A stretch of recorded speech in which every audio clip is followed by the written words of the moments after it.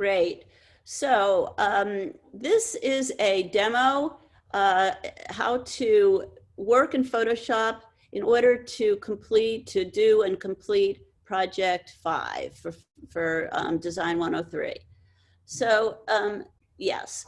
So the first thing that I want to say is that you could crop parts of a photo and save them that way, cropped, and then you could stick them together in another document just by bringing that selection, pasting that selection back into another layer and making the document big enough that you could have 2 parts by cropping. The other thing you could do is trimming. You could take parts of an image by selecting and using the Move tool.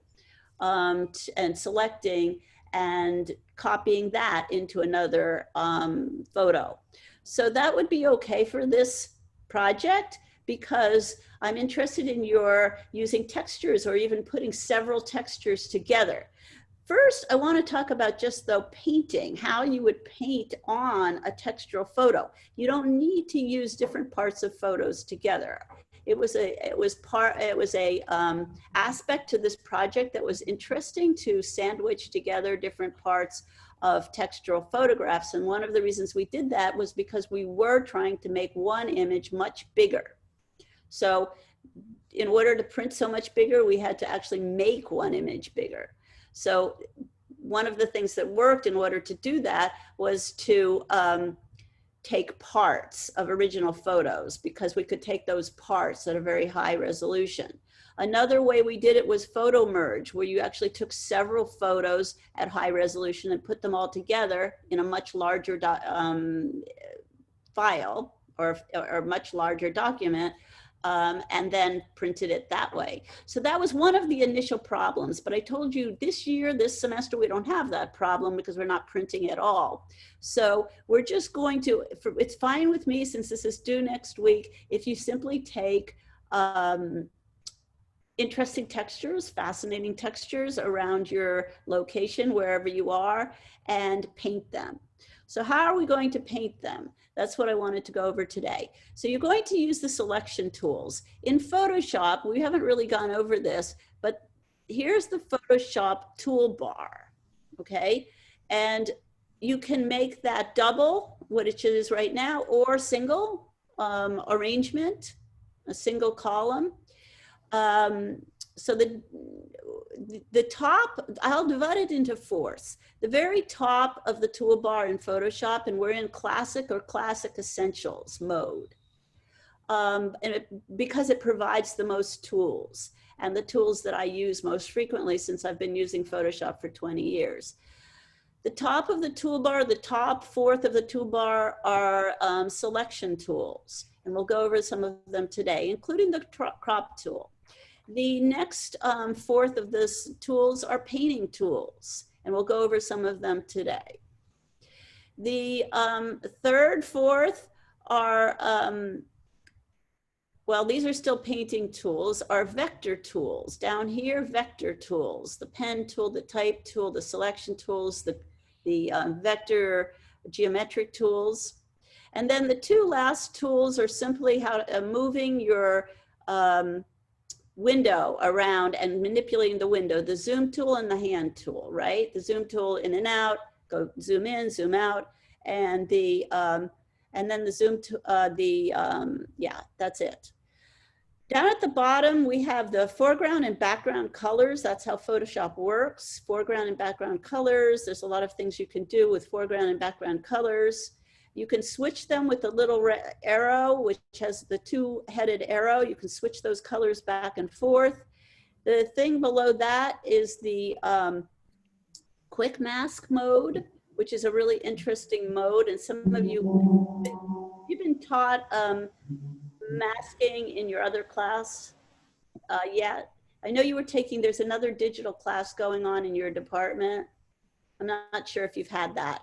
But masking in Photoshop is really, really powerful, and you should definitely learn the 4 different ways of masking. There's layer mask, clipping mask, quick mask, and vector mask. So yeah, today I might teach you a little bit of the quick mask tool because some of you might need that in order to do your selections. And the last thing at the bottom is the screen mode, changing the screen mode, which I don't want to do today because I have a zillion things going on my screen that's hard to keep track of already. So I'm first going to talk about selecting. You could, let's say I want to select this bottom white area that has a very, very subtle texture in it. This was actually Johnny Perez's photo, I think for the Project 3, the area of focus assignment, and I'm just using it. He gave me permission. He was a student who became president of the student council actually at Art Center Student Government, and he's now graduated, I think, but he started in the photo department. He was in my class about 5 years ago. So this has a very subtle texture.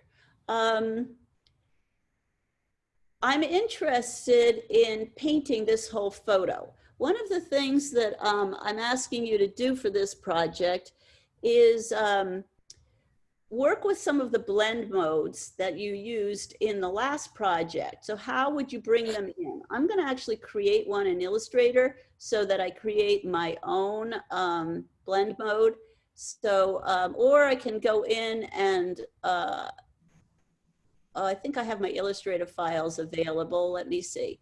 And copy one in. I'll do that so I don't have to make it again. So I'm going to go into Project 4 and go to my original AI examples and go to, I'll use a analogous scale. So I'm bringing up my analogous scale in Illustrator.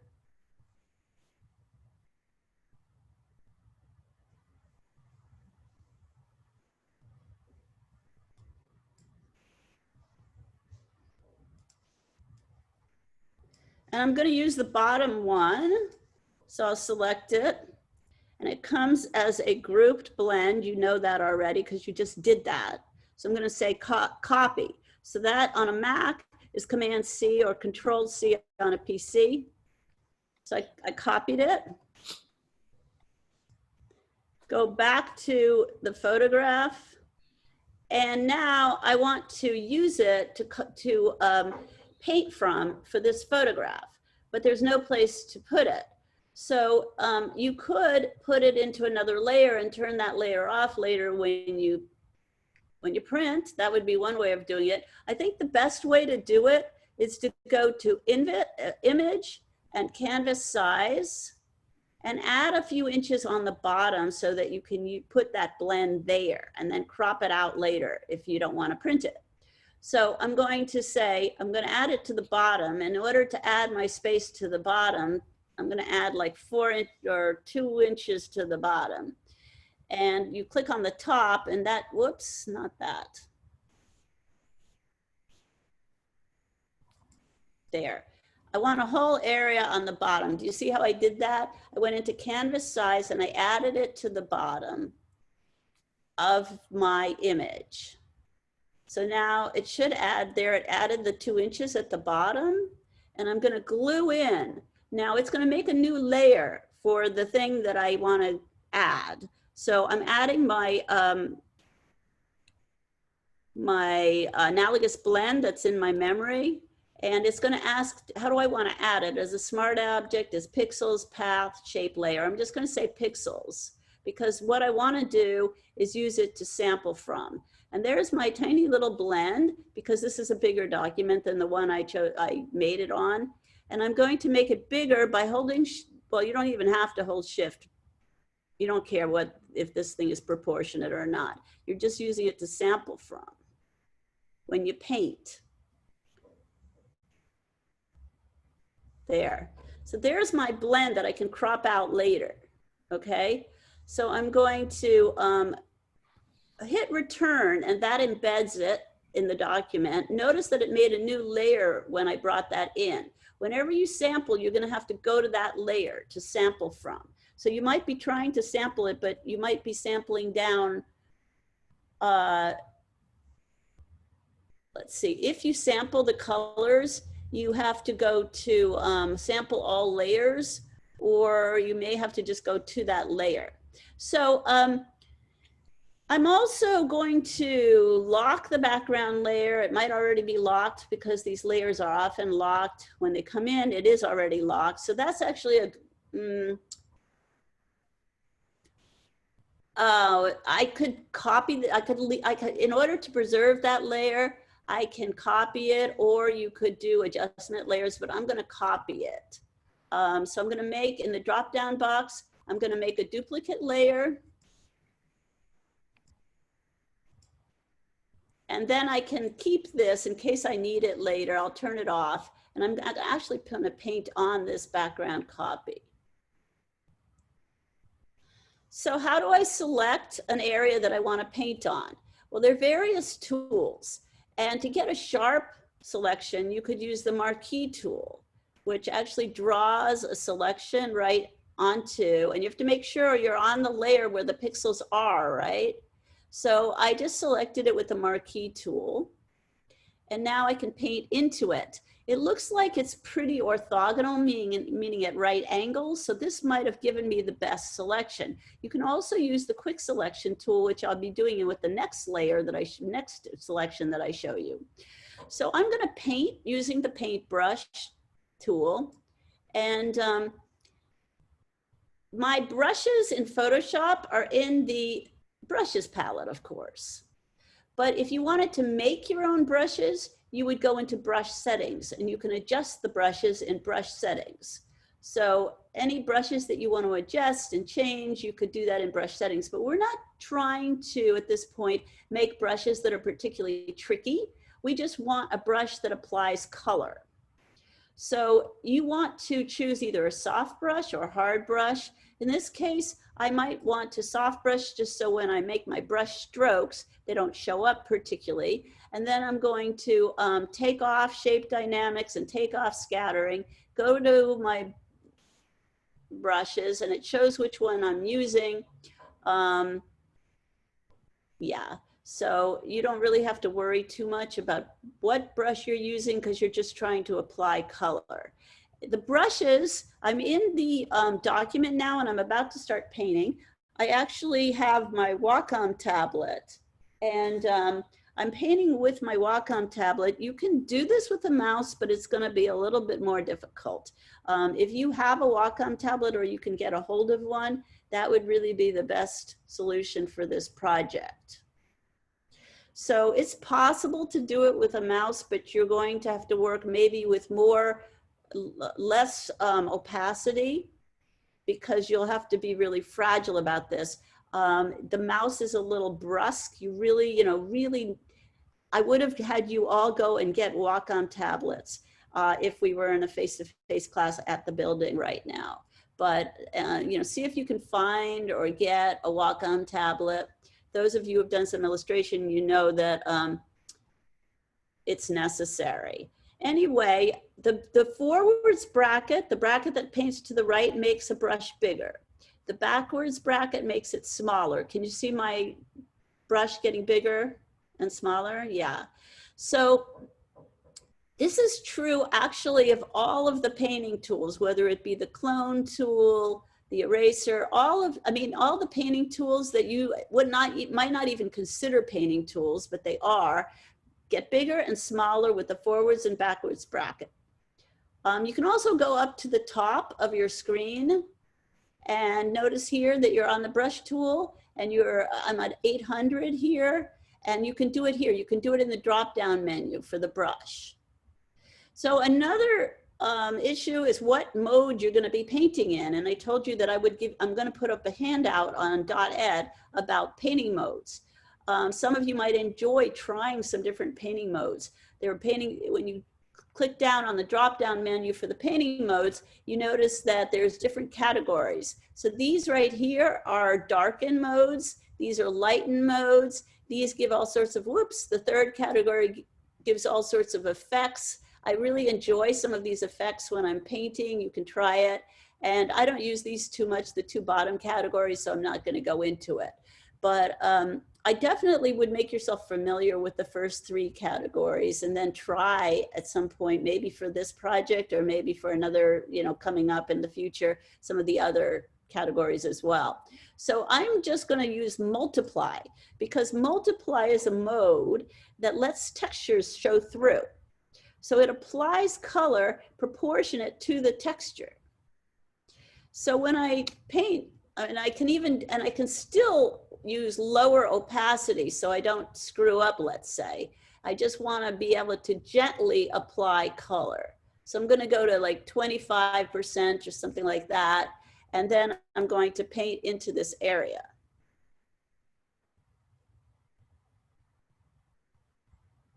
The weird thing is I'm getting a huge lag with my Wacom. It's the strangest thing. I don't know if it's because I have Zoom up or what, but yeah, it's almost easier using my mouse. So I'm sampling. So I have to go up to my layers palette.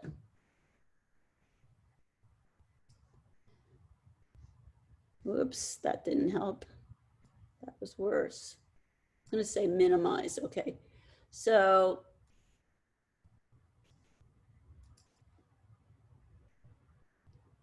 I'm sampling from the layer where I put the color. I'm not sure you have to do this, but and I'm painting with the brush into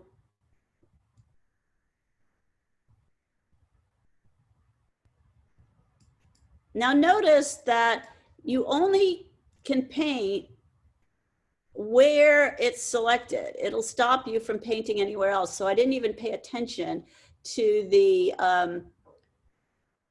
that I was going to go into the other areas because you can only paint where it's selected. Wait a second. I wanted to be painting in here. Did I just paint into my wrong layer? I think I did.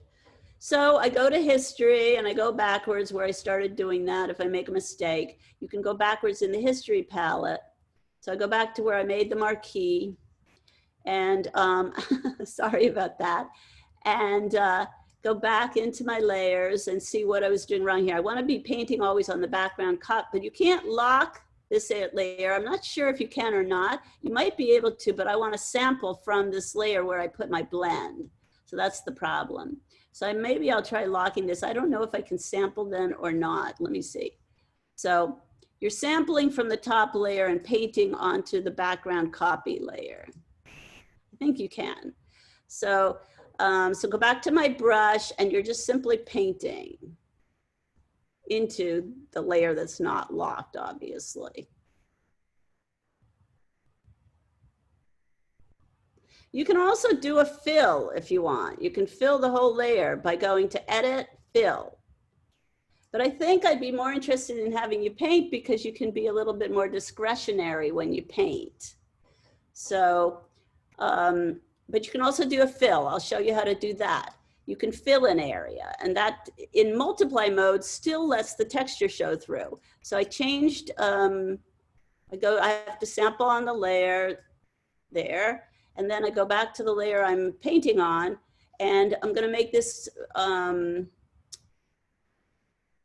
back to the paint, and you could make it, well, actually go Edit, Fill, and there's a option in here where it says don't, the opacity, change the opacity. I might put the opacity at 30% and it's going to fill over what I've already painted.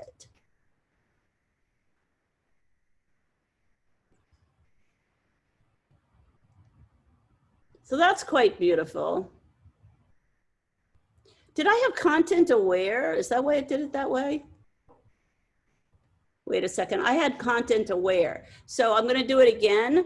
I didn't want content aware. I'm going to fill again, and it knows what I want to fill with, but don't do content aware because it put that other, it put the texture of the upper box, the upper part of the picture into this selection. So I just want foreground color.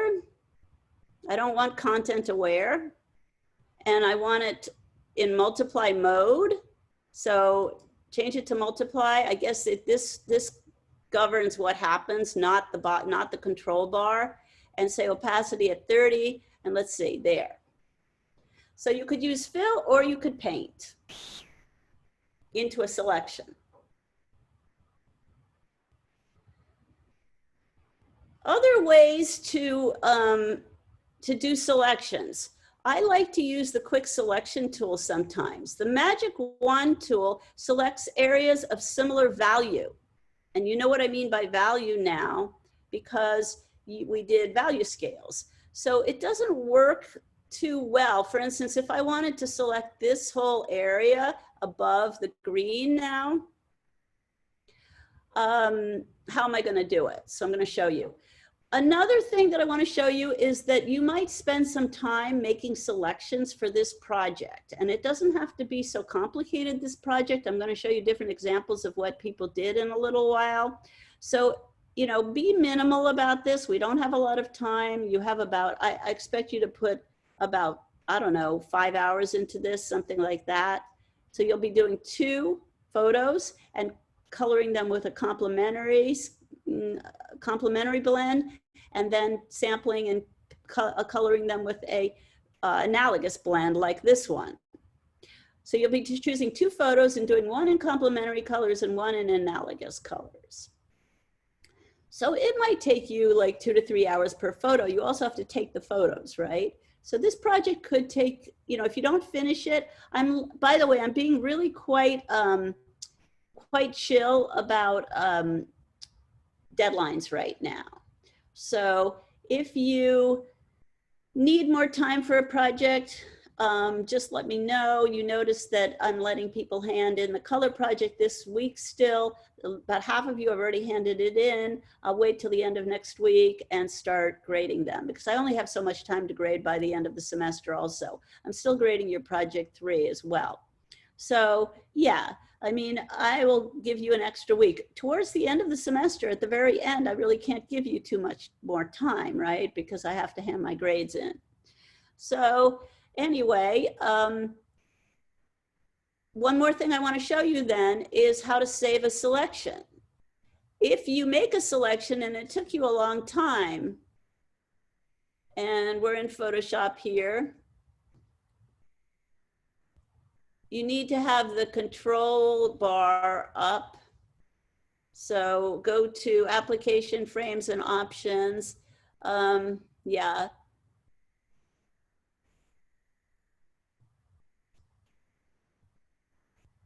Or where are my menus here? Okay, good. So up above, can you see the very top of my screen? You want to say select and save selection. So then it'll ask you, what do you want to call the selection that you just saved? So say lowest or green, call it rectangle 1, large rectangle, large rec. That'll be your first saved selection, and say okay. Now you can deselect and start your new selection. You can't make 2 selections at the same time. You can add to a selection or you can subtract from a selection, but you can't have 2 selections going at the same time. So you have to deselect the one that you've been working on. And once you deselect it, you can't get it back again without making it again. So the best thing to do is save the selection so you can load it again. So I'm going to show you how to do that. I just saved it as large rec. Then you go Command D, deselect, and now you can start working again. But if you wanted to load it again, you would just go select, load selection, and then you go up here and say, what do you want to load? Large rectangle, say okay, and it selects it again. So I'm going to deselect now, Command D or Control D on the PC, and I'm going to make my next selection. This is a rectangle that has texture. So I'm going to try it because I decide I want to try this with the magic wand tool. Notice that when I did that, well, it selected everything in the photo that was of the same value. So that's not going to work. Command D. I'm Okay, I'm going to try the quick selection tool, which I too like a lot because when you move around in an area with the quick selection tool, it's interactive and it learns from what you're doing. The other thing is the quick selection tool acts like a brush. So you can make it bigger and smaller with the forwards and backwards brackets. So I'm just going to move it around in this area and it seems to understand what I want. And I got the selection I wanted. So again, I can paint now, and I'm going to paint in the multiply mode. I'm going to go to the paintbrush tool. And this time I'm going to select maybe a different color, go to the layer that I'm going to select a darker green. So I'm on the layer, hopefully where I can select. It's locked. Maybe you can't, wait, ooh. I want to minimize these. How do I do that? Take that up there. Okay, so now I'm going to paint into this area with the multiply mode so these dark, beautiful dark textures show up. So I go to my eyedropper tool to select from these one of the swatches in my blends, and I'm going to go to the dark green color this time. Even though it's locked, it let me sample. So I use the eyedropper tool to sample from the blend that I had pasted in there. And now I'm going to the brush again, and it won't let me paint on this layer because it's locked. That's good because I was painting into my layer where I had it doesn't really matter because I could have cropped it out later, but I want to keep things organized. So now I'm going to paint in with a darker green color. Okay, so maybe, you want to be more discretionary now, paint a little bit of green, more green, So you can do that if you have the brush instead of doing fill, the fill command, and there's a stroke, a keystroke for the fill command too, so you could learn that. But, I'm painting in so that it looks like somehow dye, I don't know, slid down the surface of this. So I'm going to keep selecting areas this way and painting into them. For instance, I could select this top area, and I think I can do it again. So so that I can change it later. I'm going to keep saving my selections. So I'm say save selection, and I'm going to say dark green rectangle. You probably can think of better ways to identify your parts of your composition. Dark green rectangle. And say okay. And now I can deselect that. Let's say I wanted to select these little teeny rectangles. You can either do it with the marquee tool, or you could probably go zoom in on it and do it with the quick selection tool. Actually, it probably is best to do it with the quick selection tool because the marquee, I'm not sure I'll get it exactly. And I think my quick selection tool will get this exactly. But I have to make my quick selection tool much more teeny. And I'm just going to move it across this area. And it already selected the whole thing. So now, but notice that it screwed up here for some reason. It saw that as part of the selection. So I have to hold Option and take away, or you can go to the minus quick selection and bump it up. I have to correct that by bumping it. So maybe it would have been better with the marquee tool. I don't know. Yeah. So you might have to zoom in on some of your selections if you wonder how to make them better and sort of modify them. I'm going to do something that you don't have to remember, but I'm going to use the rectangular marquee tool and hold Option and take away this tiny amount there. Okay, so then I'm going to paint into this again, or you can do fill. But I actually like using the paintbrush to, because it sometimes looks more painterly, obviously. So I'm sampling again from my layer where I put in, I'm going to go down here, go to the, and this time I want it to be bright yellow or yellow, let's say. So just going to paint into it with the paintbrush. Go to the layer that I can paint on because it's not locked. I have multiply, I check that I have multiply and I paint.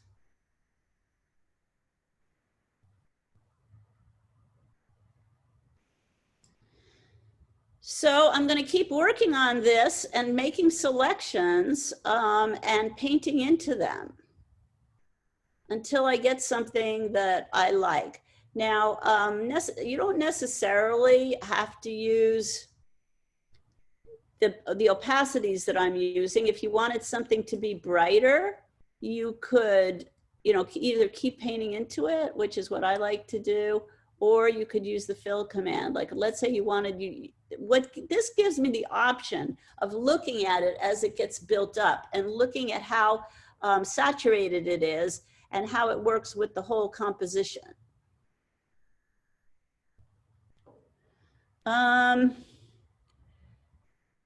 Let's see, in terms of making other selections, I'll show you one more way of making selections that you probably won't remember, but it is possible.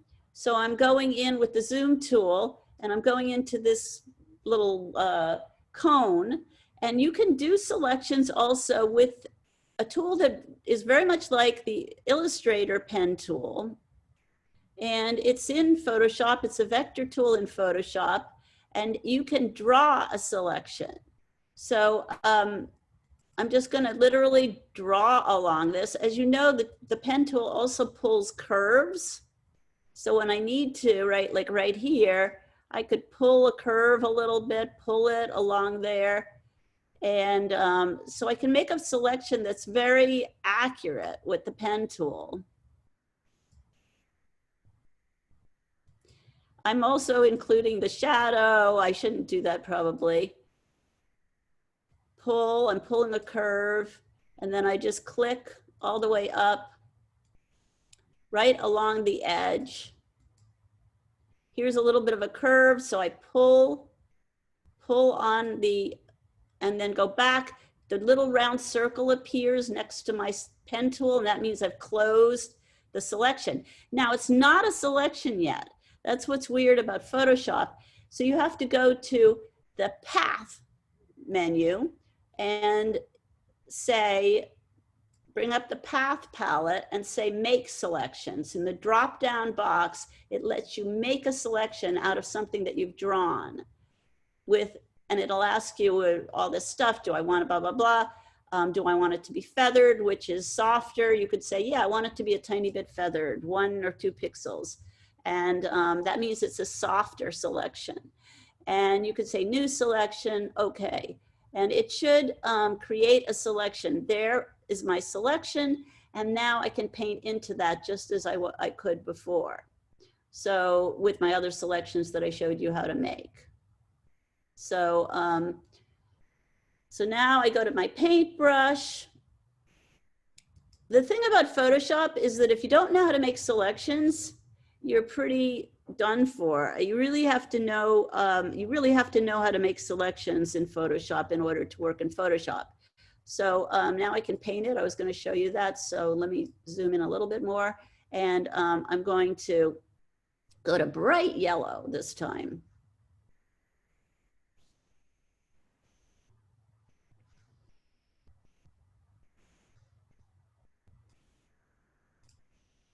And sample. I'm painting with my foreground color, but it keeps thinking there. And say okay.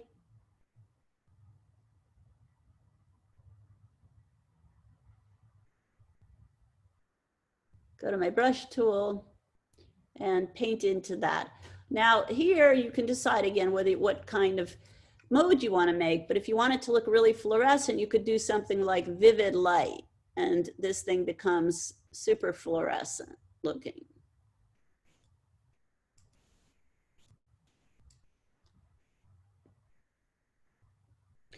So what I'm interested, this is a larger composition than the examples I'm going to show you.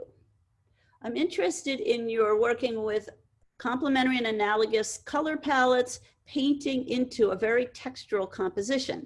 This composition happens to be quite complex. There's a lot of different parts to it. But people in the recent past, in the last couple of semesters, have tended to go, and remember to save your selections so you don't run into problems of, oh my God, I have to do it all over again. So save selection, and I'm gonna call it cone. It adds, by the way, saving selections is always in channels, and it adds to the size of your Photoshop document, but it's worth it. So, let's see. I could keep going. I think it would be cool if you maybe tried some of these things. If you received the document, are you trying, any of you trying it? Joan. Yep. Yes. I'm just having trouble to put my colors inside the document. I have already selected, painted, and do everything, but I couldn't put the color palette inside the document. I pasted it. You paste it, okay. So you go copy it from Illustrator. So go to Illustrator and copy it. So I did Command C, and then I moved to the Photoshop document and I copied it. Try that. It worked, thank you. Thank you.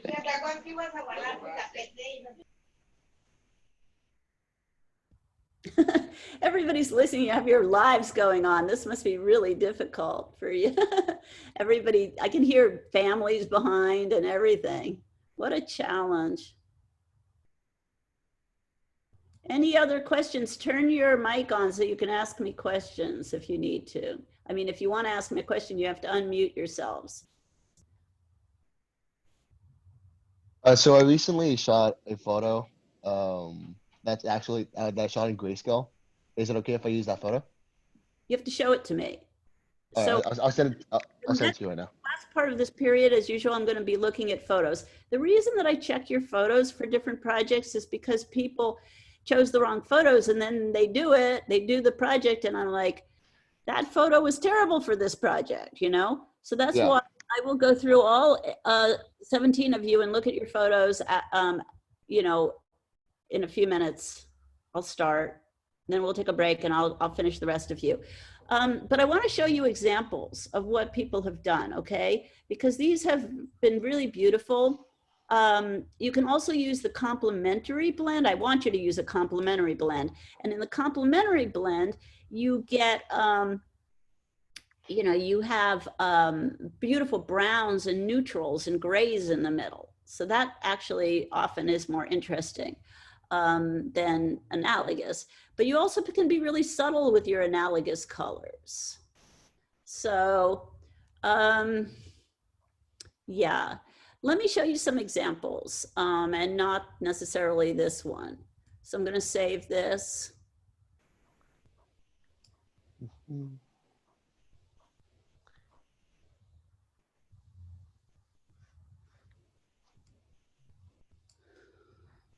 it's saving it as a, actually, I'm going to save it as a Photoshop document in case I want to go back into it later. But if you save it with layers, you will I will be able to see, when you save it as a Photoshop PDF with layers, I'll be able to see your layers. And, you know, I might like that. So save it with layers if you save it as a PDF. At the box, that the interface, when you save it as a PDF, will give you the option to save with layers. So that'll make it a bigger document, but I think you'll have to WeTransfer these to me because they can get pretty big. If you're working in layers and doing selections, I've found that these files get quite large, meaning sometimes as big as 100 megabytes. So yeah, so that'll be impossible unless you WeTransfer them to me. I mean, you can check the size by right-clicking and say get info and check the size of your document. I think you can email up to 20 megabytes, but beyond that, I wouldn't even, if it's 10 fine, but I want you to do 2 of these images, and then we'll look at them in class next time. We'll start to look at them in class next time. Some examples of what people have done. They've taken photos that have beautiful textures, and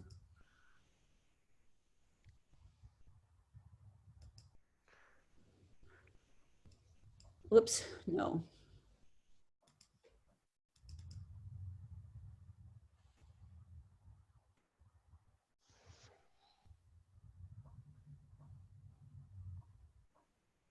So we're not going to go over photo merge this time because I don't think it's necessary. I really want you to try to use color with different blending modes. I went over the selection tools. I'm going to go over one thing where you could later, if you want to print this or save it for yourself, you can use the crop function in Photoshop just to crop out the blend underneath. But actually, I think for this assignment, I'd like you to leave it in because we're not putting them on the wall and we're not looking at them as art pieces. This is more an exercise for me in you're creating a beautiful image that has a blend, has a palette that you're sampling from in order to paint. So I actually would like to see that. So you can leave it right in there. Here are some images that were done. And one of them, I left the layers. Let's see, this one I left the layers and this one so that we can look at the layers. And I have, as you guys work, I think I'm gonna make us meet again after break quickly and then you can work some more, but I'll try to bring up some more images. I got really tired last night and I've been kind of freaked out about, you know, this whole situation and some of the pronouncements that have been made. So that last night I got bummed out by that. But anyway, here are the examples.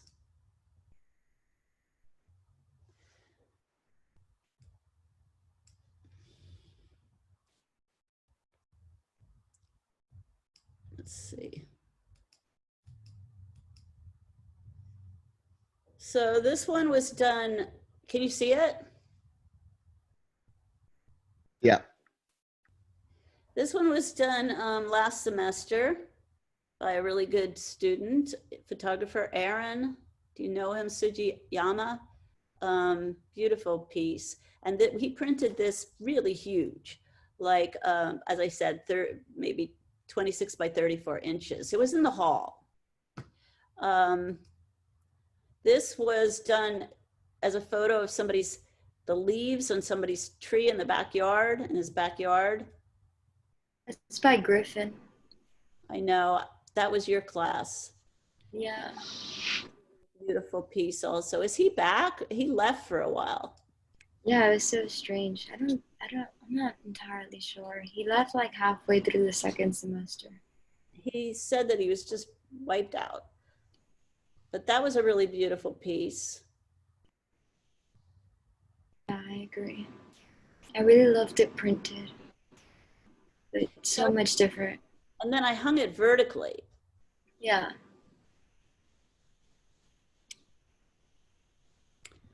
Ask me questions as we go if you have any questions about how people might have done these. This was last semester too. I love this one too. Yeah, me too. I love this one. There is a artist doing things like this who shows it at a gallery. You might want to. I'll try to find right now. I'll see if I can bring up the images. This person shows at a gallery in LA called Luis de Jesus, and what the person does is play with our perception of what's real and what's not real. They actually, some of the texture that they color is photographed, but it looks like real texture because they actually took globs and they actually put the globs of paint onto a real photograph, but then they photographed that and then they painted into it. So it's very trompe-l'oeil and it's very deceiving and you just become completely confused, but also sort of titillated by it because of the beauty of the textures. And that's what I think happens in this piece also. So obviously I don't know what this one was. I think it was water. I'm not sure. I don't know what the texture is. It was Kenna? Yeah, Kenna. I think this was water. But it's how she made the selections. This was grayscale originally, you know, and it was how she made the selections that made it so beautiful. And I'm not sure if this was her complementary or her analogous, because it almost looks like some of this is blue, but it might be just a really, really, really light. I think this is complementary because these are neutrals that she painted in. And then I think she worked with like pink and blue, and these are very, very light blue. So if you want to go to the tints and shades of your colors, all you have to do is diminish the percentages of the recipe of the color. So for instance, let's say you had a blue or a grayish color in the middle. If you diminish, if you take a percentage of each one of numbers, that's how you get a tint. And I don't think there's the color guide in Photoshop. We can look for it, but I don't think so. I think it's just in Illustrator. So in Illustrator, the color guide gives you tints and shades. But in Photoshop, I think you have to make them yourself. So you go to the CMYK sliders, and you don't subtract the same number from each of the numbers. You take a percentage of each of those numbers to get a tint. And then a shade you can get just by adding black. So if you want to use tints and shades of the tints yes. Example, this one and the other one, they seem a little bit more complicated than what you were working in. So how would these be selected, the individual color? Because I noticed that, you know, it seems like there's a lot of detail that's being selected. So I'm wondering how to do that. We should ask Kenna. I'm not sure what people did. I honestly think that some people didn't even make selections. They made selections sometimes, like she might have gone in and made some selections in here with the magic wand maybe. But in other places, I think she just painted. I think she was just painting with the multiply command.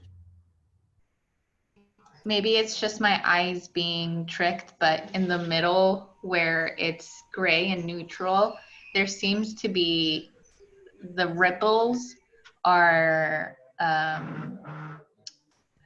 red or light colored on top of the gray, right? I mean, right. The ripples are really light, and then there's a dark color underneath. That might be the texture showing through. If we don't, I'm gonna see if I can, this is a JPEG. JPEG's flattened, so I don't think I have her original file, but we could go in and see. We're gonna look at somebody else's and see how they did it. It possibly could be what happened when she painted over the texture. If the texture was really, had little light marks in it, and then she painted with a darker color, that might have still shown through. I'm not sure how she did this. With the magic wand, if you go way in and just select one value, like the ripples, let's say they were lighter, okay? And then what if she painted into those with light and then did an inverse selection? You can go to inverse also, and then she could paint the darker. So it depends on how well you know Photoshop. That makes sense. Yeah. I'm not exactly sure how some of these effects were gotten, honestly. This is Rashawn. I think they were playing with it, honestly. I think some people were just playing with what they could do with these textures.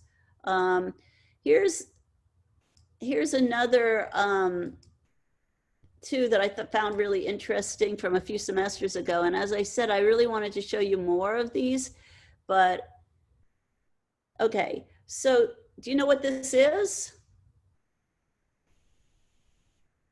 That's a lid, right? Yeah, it's a lid. The That's all lid. it is. It took me a while to understand what it was because of the beauty of this area right in the middle. And all she did was go in and select the droplets with either a elliptical, I think she used the elliptical marquee tool, so you can do ellipses, or she used the quick selection tool and she selected each one of the droplets and colored it. And it looks like a jewel, it looks so jewel-like that I thought it was pretty effective for something extremely minimal. And another one that she did, which I thought was quite beautiful, was this one. And here, again, it's just, I don't know, I think it's like coffee or liquid in a cup. And all she did, it's a little bit too minimal for this project, but all she did was color it with some layers of, like here she colored it darker violet, and here she colored it lighter, and then in here she colored it very light. So there's different levels to which people did this. I'm gonna hook up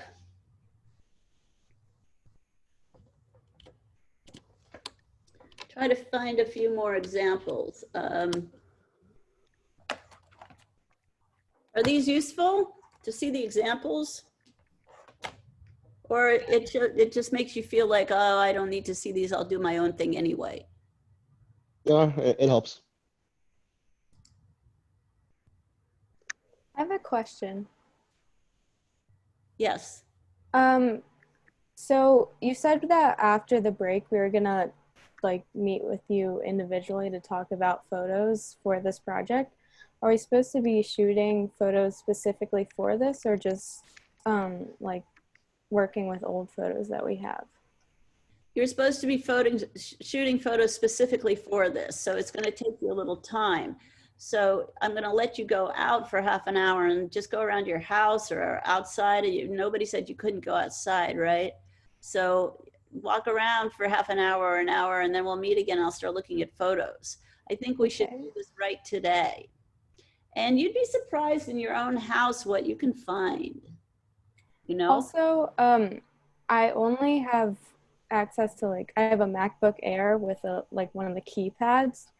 So I feel like that will be hard to do the coloring on. I don't have a tablet or a mouse. Wow.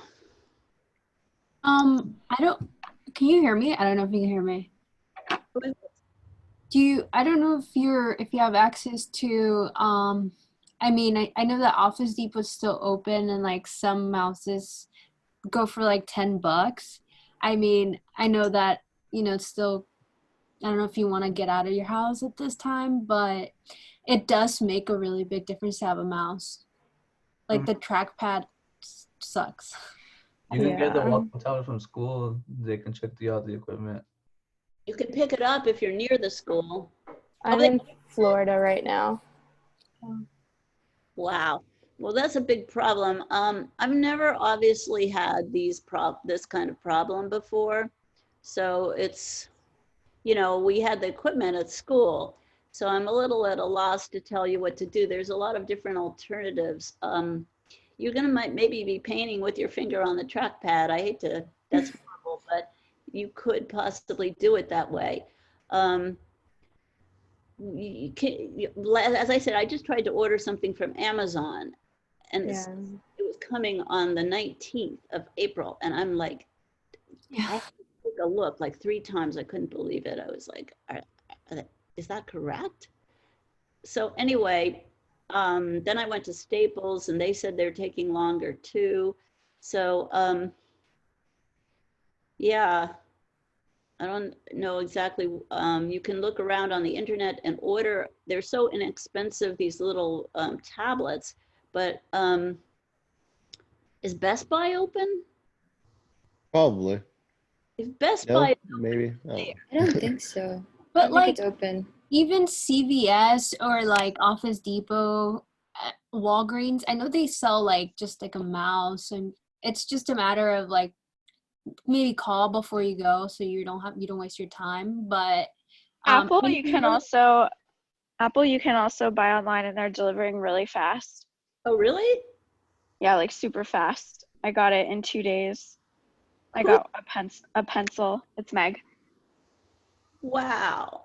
And they That's- have student discounts too, That's for stuff. That's the only place then, because I've been thinking about shopping for a larger monitor that I can hook up so that I could see all of your faces behind my laptop.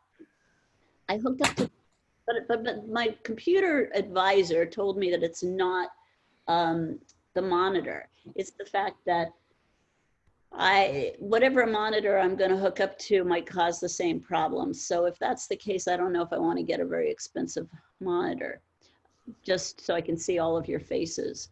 But anyway, here's another example. This is Rosie. I don't know if any of you know her. She was a fine art. Jen might know her. And I think she's still in the fine art department. So, do you know what this is?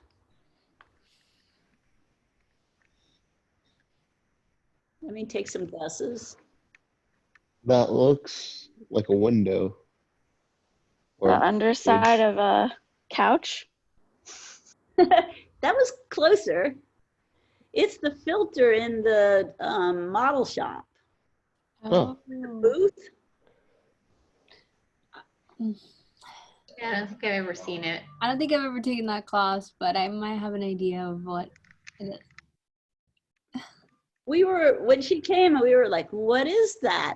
I think she might have used the eraser to paint into, there's an eraser tool, and maybe she used that a little bit. But again, it's just painting mostly. And it's just, I don't know, quite beautiful and also very enigmatic because we don't really know what it is. And then she printed this really large, which was very effective also. But, and then this is her other one, but I like the filter better. So Joan, do you mainly want us to use one hue, I guess? Or because in that one, there's blue and yellow. Which one? This one? And That's the complementary blend. Okay. Oh, and then I guess my other question was for the color range or the levels. Do you want us to use darker colors in like shadowy or darker areas, or can we use them like anywhere in the photo? That happened because you're using the mode multiply. And when you multiply and you're painting over it, it picks up the dark and the light of whatever's underneath. I mean, it only applies the color proportionate to the texture. I don't exactly know how to put it, but so the texture, which is made of dark and light, repetitive dark and light shapes, right? Yeah. Still shows through. So that's why that happens. And you can use some of the other modes too. But with this one, which is, and I'm going to try to find some others. Here's one by Michelle. These were pretty amazing. If I can get them to come up. Michelle's a great photographer. I really love her work. So these are PDFs. So maybe if we go into the Photoshop, if I pull them into Photoshop and she saved with layers, we might be able to see her layers. Oh, this is the one I wanted you to see. So I don't know what this was. It looks like something visceral, like the inside of somebody's body.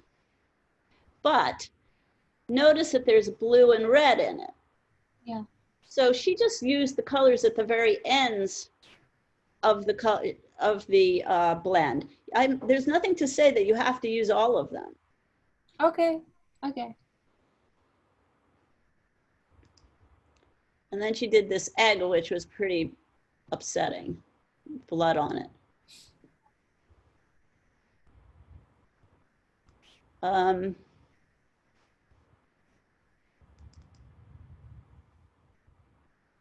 I'll just show you one more set and then I'll let you start looking for textures.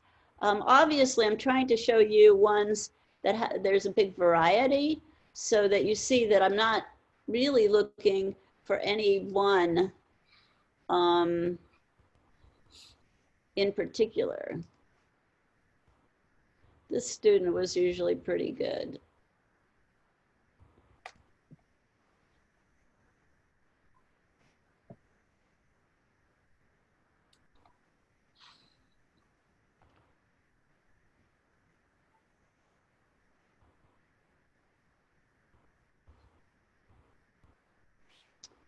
Yeah, they're a lot of fun to look at actually for me because I somehow really, maybe being a painter, but photographers really love texture too, I think.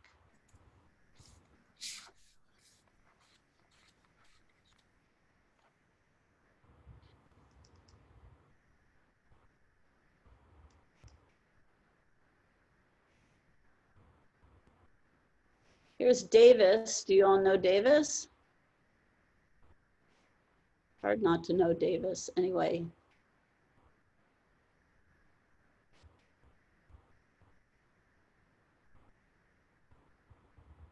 So here's his analogous. Can you see it?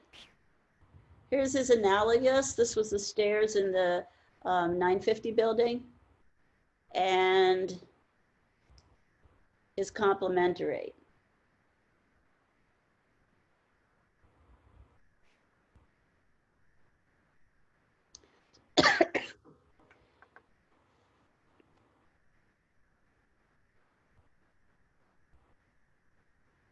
I actually think they've been getting better as we did this more and more, but let's see. I think that also you should be in touch with me if you're having problems with working in Photoshop, because I might be able to actually help you with the very problem that you're having. So we're not going to do photo merge. We are painting in layers. We're painting with blending modes. The move tool would enable you to actually move one part, any selection. Oh no. That's my alarm. Anyway, I'll have to go get that during break. We're going to take a break because my smoke alarm just went off.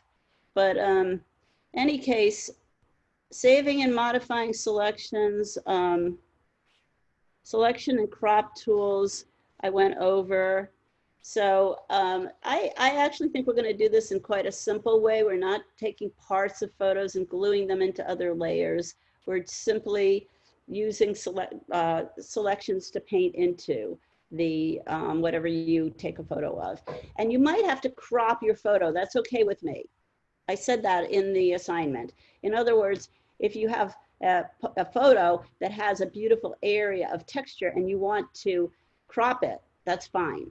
Crop to that. So you only include that area of texture, that's fine.